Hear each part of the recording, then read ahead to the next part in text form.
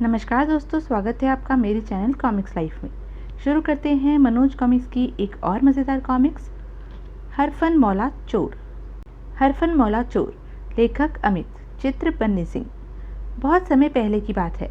कुशलपुर राज्य पर राजा रघुवीर सिंह राज करता था। वह बड़ा ही क्रूर व धनलोलुप था।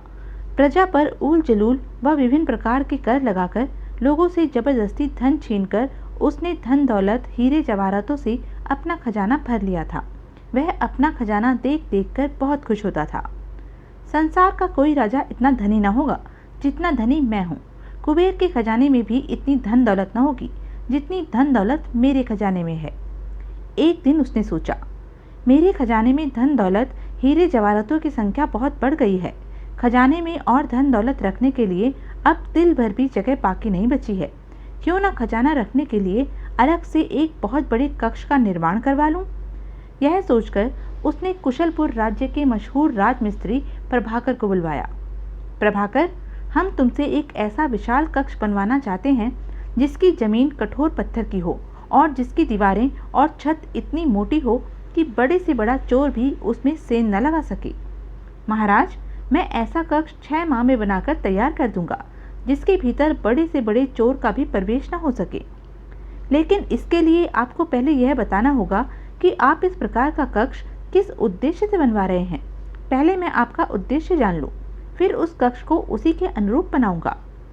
तो सुनो, मैं उस कक्ष में अपना सारा खजाना हस्तांतरित करके रखूंगा। महाराज, आपका उद्देश्य जानकर अब मुझे अपना कार्य प्रारंभ करने में सरलता रहेगी। अब आप यह बताइए कि खजाने का कक्ष आप किस स्थान पर बनवाना चाहते हैं। सुनकर रघुवीर सोच में पड़ गया।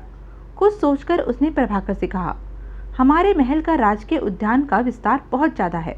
हम उस उद्यान के मध्य में ही खजाने का कक्ष बनवाना चाहते हैं।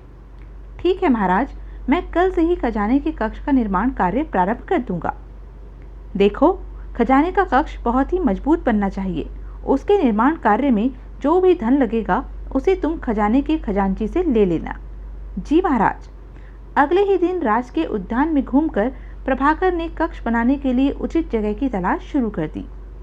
खजाने का कक्ष बनाने के लिए यह स्थान सर्वदा उपयुक्त रहेगा। प्रभाकर ने उसी स्थान पर नींव खुदवानी शुरू कर दी। नींव खुदते ही प्रभाकर ने कक्ष का निर्माण कार्य शुरू करवा दिया। कक्ष की दीवार के लिए प्रभाकर ने दूर पहाड़ियों से पत्थर मंगवाए। 6 माह के भीतर भीतर प्रभाकर ने उद्यान में अत्यंत मजबूत कक्ष बनाकर तैयार कर दिया। खूब, बहुत खूब प्रभाकर, हम तुम्हारी कला का लोहा मान गए हैं। तुमने हमारी आशा के अनुरूप ही कक्ष का निर्माण किया है। महाराज को मेरा बनाया यह कक्ष पसंद आया, यह मेरे लिए प्रसन्नता की बात है। भाई प्रभाकर, वैसे तो तुम्हारे हुनर का कोई मूल्य नहीं है, फिर भी तुम्हारी कला से प्रसन्न होकर हम तुम्हें 100 स्वर्ण मुद्राएं देंगे। महाराज, आप मुझे जो कुछ भी देंगे मुझे कबूल है। तो ठीक है, जब खजाना इस कक्ष में हस्तांतरित होकर आ जाएगा तब हम तुम्हें 100 स्वर्ण मुद्राएं देंगे। जो आज्ञा महाराज। रघुवीर सिंह के आदेश पर सैकड़ों सेवक खजाने का धन ढोकर उद्यान में बने नए कक्ष में लाने लगे। 10 दिन पश्चात सारा खजाना उद्यान में बने गए नए कक्ष में आ गया। तब रघुवीर सिंह ने कक्ष का मजबूत द्वार बंद करके उस पर अपनी मुहर लगा दी। 11वें दिन प्रभाकर रघुवीर सिंह के पास पहुंचा। महाराज, आपने मुझे 100 स्वर्ण मुद्राएं देने का वायदा किया था। अब तो सारा खजाना नए स्थान पर जा चुका है। लाइए, मुझे भी 100 स्वर्ण मुद्राएं दे दीजिए। प्रभाकर, तुमने आने में बहुत देर कर दी। मैं खजाने के द्वार पर राजसी मुहर लगाकर उसे बंद कर चुका हूँ। अब तो 1 माह पश्चात ही खजाने का द्वार खुलेगा, तभी तुम्हें 100 स्वर्ण मुद्राएं मिलेंगी। प्रभाकर समझ गया कि धूर्त रघुवीर उसे स्वर्ण मुद्राएं नहीं देना चाहता। फिर भी वह विनम्रता पूर्वक बोला, कोई बात नहीं महाराज, मैं 1 माह पश्चात स्वर्ण मुद्राएं लेने पुनः आपके पास आ जाऊंगा। इसके अलावा अब और कोई रास्ता भी नहीं है। प्रभाकर खाली हाथ ही घर वापस आ गया। खजाने के सुरक्षित व मजबूत कक्ष में रखे जाने के कारण रघुवीर बहुत खुश था। अब मेरा खजाना पूर्णतः सुरक्षित है। खजाने में कोई चोर तो क्या, परिंदा भी पर नहीं मार सकता। रघुवीर खजाने की सुरक्षा की ओर से पूरी तरह निश्चिंत हो चुका था, पर उसे क्या पता था कि जिस प्रभाकर ने खजाने के कक्ष का निर्माण करवाया था वह उससे ज्यादा चालाक था। धूर्त रघुवीर को सपने में भी इस बात का एहसास नहीं होगा कि खजाने के कक्ष का निर्माण कार्य करवाते समय मैंने स्वयं खजाने के कक्ष की दीवार में एक ऐसा चोर दरवाजा गढ़ा है जिसके बारे में किसी को पता तक नहीं चल सकेगा। उस चोर दरवाजे से खजाने में घुसकर मैं धन लोलुप रघुवीर के खजाने में चोरी किया करूंगा। इधर रघुवीर ने प्रभाकर से झूठ बोला था कि खजाना 1 माह बाद खुलेगा। वह जब चाहता खजाने के कक्ष में घुसता और अपने खजाने को ललचाई आंखों से देखता, फिर खुशी खुशी वहां से वापस लौट आता। उधर एक रात जब सारे नगर में सन्नाटा छाया हुआ था, प्रभाकर अपनी पत्नी कमला से बोला, कमला, आज मैं रघुवीर के खजाने में चोरी करने जा रहा हूँ। मेरा तो दिल घबरा रहा है, खजाने में चोरी करते समय कहीं तुम पकड़ न लिए जाओ। कमला, तू बावली हो गई है। अरे, किसी को कानों कान इस बात का पता तक न चलेगा कि मैं खजाने में चोरी करने गया था। फिर भी कमला, रघुवीर के खजाने के माल को चोरी चोरी उड़ाना मेरा परसों का सपना है और आज जब उस सपने के पूरा होने का दिन आया है तो तू अपशगुन कर रही है। मुझे मत रोक कमला, कहकर वह एक थैला लेकर घर के आंगन की ओर चला गया। हे भगवान, मेरे पति की रक्षा करना, वे सांप के बिल में हाथ डालने जा रहे हैं। यह उन्हें खजाने में चोरी करने की क्या सूझी। इधर प्रभाकर घर के आंगन में आया। अब मुझे इस पत्थर के टुकड़े को हटाना चाहिए। पत्थर के उस टुकड़े के नीचे से एक चोर रास्ता खजाने के चोर दरवाजे तक पृथ्वी के नीचे नीचे जाता था, जिसका निर्माण प्रभाकर ने ही चोरी चोरी किया था। उसने पूरा जोर लगाकर उस पत्थर को उसके स्थान से हटाया। तत्पश्चात वह उस चोर रास्ते की सीढ़ियों पर उतर गया। सीढ़ियां उतरकर वह बड़ी तेजी से रास्ता तय करने लगा। शीघ्र ही वह चोर दरवाजे के पास जा पहुंचा। अब मुझे चोर रास्ते का पत्थर हटाना चाहिए। मशाल को दीवार में खोसकर उसने दीवार से पत्थर हटाया। वह जल्दी से उस रास्ते से खजाने के कक्ष में घुसा। अंदर पहुंचकर उसने जल्दी से साथ लाए थैले में स्वर्ण मुद्राएं भरी। तत्पश्चात चोर रास्ते के पत्थर को यथास्थान रखकर वह चोरी की गई स्वर्ण मुद्राओं के साथ उसी रास्ते से अपने घर वापस लौट आया। घर पहुंचकर उसने कमला से हंसते हुए कहा, तू बेकार ही घबरा रही थी कमला। देख, मैं खजाने से कितनी सारी स्वर्ण मुद्राएं चोरी करके लाया हूँ। पति को सकुशल वापस लौटे देखकर कमला ने चैन की सांस ली। इस प्रकार प्रभाकर हर रात को चोर रास्ते से घुसकर खजाने का कुछ न कुछ हिस्सा चुराकर लाने लगा और रघुवीर को अंदाजा भी न हुआ कि उसकी दौलत में से कुछ न कुछ रोज ही कोई चोर दरवाजे की राह से ले उठता है। दुर्भाग्य से एक दिन प्रभाकर के सीने में तेज दर्द उठा। आह! क्या हुआ स्वामी? आह! कमला, ऐसा लग रहा है जैसे मेरे शरीर से मेरे दिल को कोई खींचे ले जा रहा हो। मैं प्रभाकर अपनी बात पूरी न कर सका और बेहोश होकर चारपाई पर गिर पड़ा। उसकी यह दशा देख, स्वामी, यह अचानक तुम्हें क्या हो गया?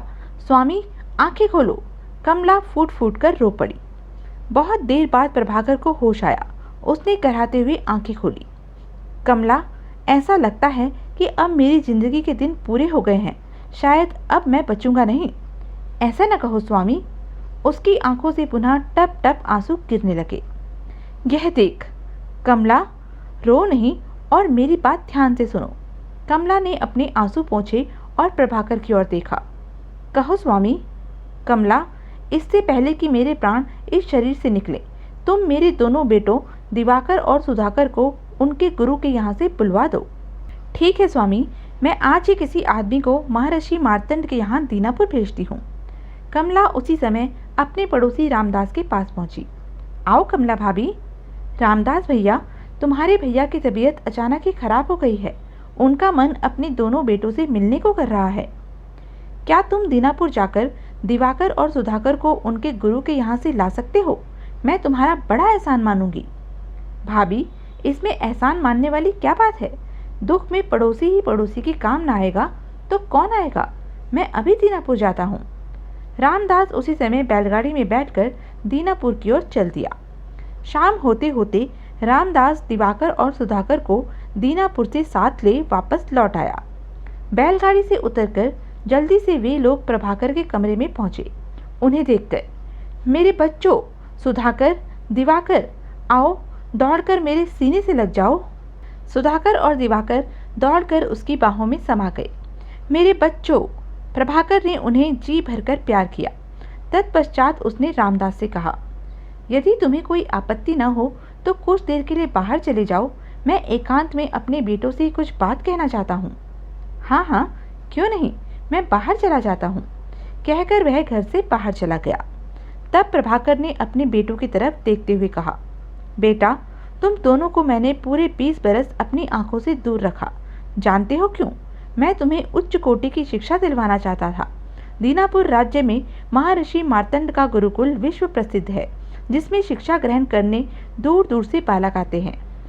जब तुम दोनों केवल 5 और 4 बरस के थे, तभी मैं तुम दोनों को महर्षि मार्तंड के सुपुर्द कर आया था। मुझे आशा ही नहीं, पूरा विश्वास है कि अब तक तुमने मार्तंड ऋषि से भली प्रकार शिक्षा ग्रहण की होगी। जी पिताजी, हमने आपकी आशा के अनुरूप ही महर्षि मार्तंड से शिक्षा ग्रहण की है। सुनकर प्रभाकर ने चैन की सांस ली। तत्पश्चात, बच्चों, मेरा अब कोई भरोसा नहीं है, न जाने कब आंख मूंद जाए, अतः मरने से पहले आज मैं तुम्हें एक कहानी सुनाना चाहता हूँ। कहानी? यह कोई कहानी सुनाने का वक्त है स्वामी? तुम चुप रहो कमला, मुझे सुधाकर और दिवाकर से बातें करने दो। पति की झिड़की खाकर कमला चुप हो गई। तब प्रभाकर ने सुधाकर और दिवाकर से कहा, बच्चों, मेरी कहानी को ध्यान से सुनना। इस कहानी को सुनाने के पश्चात मैं तुम दोनों को एक बहुत ही महत्वपूर्ण कार्य सौंपने वाला हूँ। कहानी सुनाइए पिताजी। सुनो बेटो, यह कहानी उस समय की है जब तुम दोनों का जन्म भी नहीं हुआ था। करीब 30 वर्ष पहले की बात है।